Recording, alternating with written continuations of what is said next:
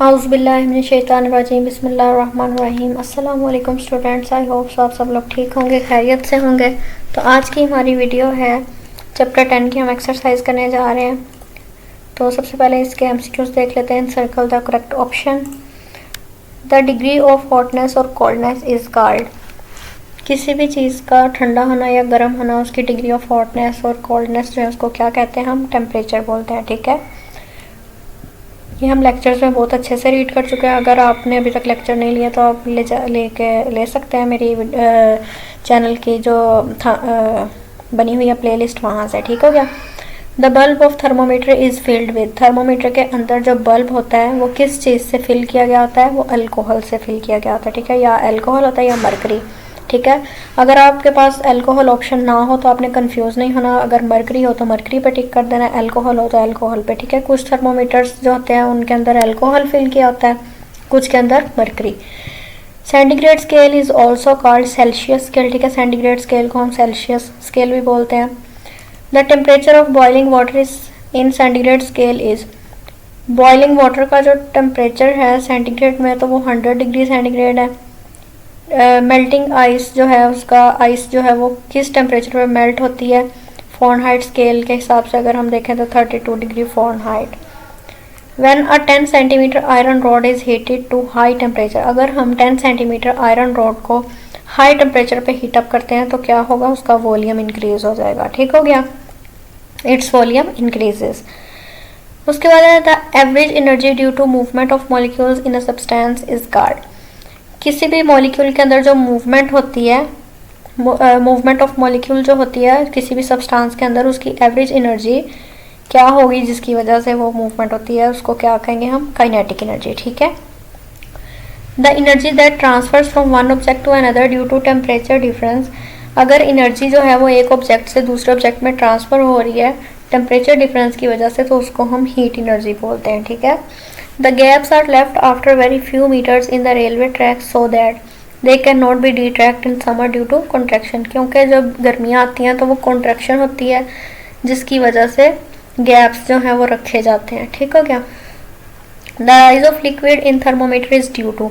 अब थर्मोमीटर के अंदर जो भी लिक्विड होता है, चाहे वो मरकरी है या अल्कोहल है, तो उसमें जो राइज है वो क्यों होता है? यानी वो ऊपर को जब बढ़ता है टेम्परेचर तो थर्मोमीटर के अंदर जो लिक्विड है वो भी ऊपर को हो रहा होता है। आपने देखा होगा उसके अंदर राइज आ रहा होता है, वो राइज हो रहा होता है। तो वो किस वजह से? एक्सपेंशन की वजह से। ठीक है, जब वो हीट अप होता है अल्कोहल या मरकरी तो वो एक्सपैंड होता है, फैलता है, जिसकी वजह से उसके अंदर राइज आ जाता है। The contraction of objects on cooling is called. कोई भी ऑब्जेक्ट है उसको जब कूल डाउन करते हैं उसके अंदर जो कॉन्ट्रैक्शन आती है वो किस वजह से आती है? Decrease in inter particle distance. क्योंकि उसके अंदर जितने भी पार्टिकल्स होते हैं ना, उनका जो डिस्टेंस है वो कम हो जाता है। पार्टिकल्स का डिस्टेंस कम होगा तो वो कूल डाउन हो जाएंगे। ठीक है, पार्टिकल्स का डिस्टेंस जो ज़्यादा होगा तो ऑब्वियसली वो हीटेड होंगे। ठीक है, an empty steel container is sealed and heated. एक एम्प्टी स्टील का कंटेनर है, उसको सील किया गया है और उसको हीट अप किया जा रहा है। Which of the following properties of gas is likely to increase. तो उसके अंदर कौन सी प्रॉपर्टी जो है वो इंक्रीज होगी? तो उसका प्रेशर इंक्रीज होगा। ठीक हो गया। उसके बाद है गिव शॉर्ट आंसर। सबसे पहला है डिफाइन हीट। तो इसको हम पेज नंबर देखते हैं, पेज नंबर 128 पे जो की पॉइंट्स हैं उसमें से हमने डेफिनेशन इसकी कर लेनी है। ठीक है, The energy that transfers from one object to another because of temperature difference between them is called heat। ये जितनी भी ये हम अभी पढ़ रहे हैं इसको हम बहुत अच्छे से कर चुके हैं। अगर आपने अभी तक लेक्चर नहीं लिए तो आप ले जा सकते हैं, पूरी प्लेलिस्ट आप में मौजूद है। ठीक है, मेरे चैनल पे। तो अगर आपको कोई भी क्वेश्चन हो तो वो भी आप कमेंट करके मुझसे पूछ सकते हैं। और आप कहाँ से मेरी वीडियो वॉच करें मुझे ज़रूर बताइएगा, मुझे बहुत अच्छा लगेगा कि आप कहाँ से, किस जगह से मेरी वीडियो वॉच कर रहे हैं। ठीक है, किस सिटी से।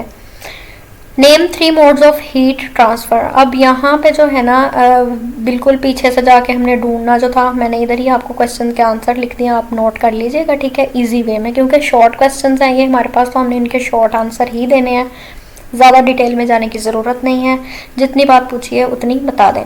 तो हीट ट्रांसफ़र के 3 मोड्स कौन से हैं? ये रहे, ये है कंडक्शन, कन्वेक्शन और रेडिएशन। ये हमारे पास 3 modes of heat transfer. Third question है which 2 temperatures are the base of Celsius and Fahrenheit. Temperature scales, ठीक है। सेल्सियस और फ़ारेनहाइट टेम्परेचर स्केल्स की बेस टेम्परेचर क्या है, ठीक है। The base temperature for the Celsius and Fahrenheit temperature scales are, ये क्वेश्चन नंबर 3 का आंसर लिखा हुआ है मैंने। Celsius 0 degree centigrade and 100 degree centigrade, और Fahrenheit 32 degree Fahrenheit and 212 degree Fahrenheit, ठीक है। ठीक हो गया। क्वेश्चन नंबर 4 है give 5 examples of good conductors of heat. हमने 5 एग्जांपल्स देनी है कि कौन कौन सी चीज़ें जो हैं वो हीट की गुड कंडक्टर्स हैं। आई मीन्स दैट कि कौन से जो है वो हीट को कंडक्ट करती हैं बहुत अच्छे तरीके से, ठीक है। तो क्वेश्चन नंबर 4 का आंसर है जी ये वाला, ठीक हो गया। Copper, aluminium, silver, gold, iron, इनमें से हीट जो है वो बहुत अच्छे से पास आउट हो जाती है, कंडक्ट होती है, गुड कंडक्टर्स ऑफ हीट है, ओके। आगे है give 5 examples of bad conductors of heat. पहले हमने good conductors of heat discuss की, अब हम bad conductors of heat discuss करेंगे। तो ये है वुड, रबर, स्टायरोफोम। स्टायरोफोम क्या है? Expanded polystyrene. पॉलीस्टायरीन को एक्सपेंड करें तो स्टायरोफोम बन जाता है। प्लास्टिक एंड एयर, ये हमारे पास जो है बैड कंडक्टर्स ऑफ हीट है, ठीक है। तो यहाँ तक आज का हमारा जो लेसन था वो कंप्लीट हो गया, हमने इसकी एक्सरसाइज कर ली है। अगर आपको वीडियो इन्फॉर्मेटिव लगी हो तो मुझे ज़रूर बताइएगा। वीडियो को लाइक किया करें, चैनल को सब्सक्राइब कर दें अगर आपने अभी तक नहीं किया, और बेल आइकन को ज़रूर प्रेस किया करें ताकि आपको अगली वीडियो के नोटिफिकेशन मिलते रहें। और मुझे कमेंट करके ज़रूर बताइएगा कि आपने ये वीडियो कहाँ से वॉच की है, यानी किस सिटी से, किस कंट्री से वॉच कर रहे हैं। अगर आप पाकिस्तान से हैं तो आप मुझे सिटी ज़रूर बताइएगा। तो अगली वीडियो में मिलेंगे, दुआओं में याद रखिएगा अपनी इस दोस्त को। तो और दोस्त, टीचर, जो भी आप मुझे समझते हैं, ठीक हो गया। कोई भी आप अगर इन्फॉर्मेटिव वीडियो आप देखना चाहते हैं तो मुझे कमेंट करके बताया करें, तो मैं आपकी हेल्प के लिए तैयार हूँ। और जब भी कोई मुझसे कहता है कि हमें इस टॉपिक पे वीडियो देखनी है तो ऑब्वियसली मैं उस टॉपिक पे अपलोड भी करती हूँ। तो अगली वीडियो में मिलेंगे, तब तक के लिए अल्लाह हाफिज़।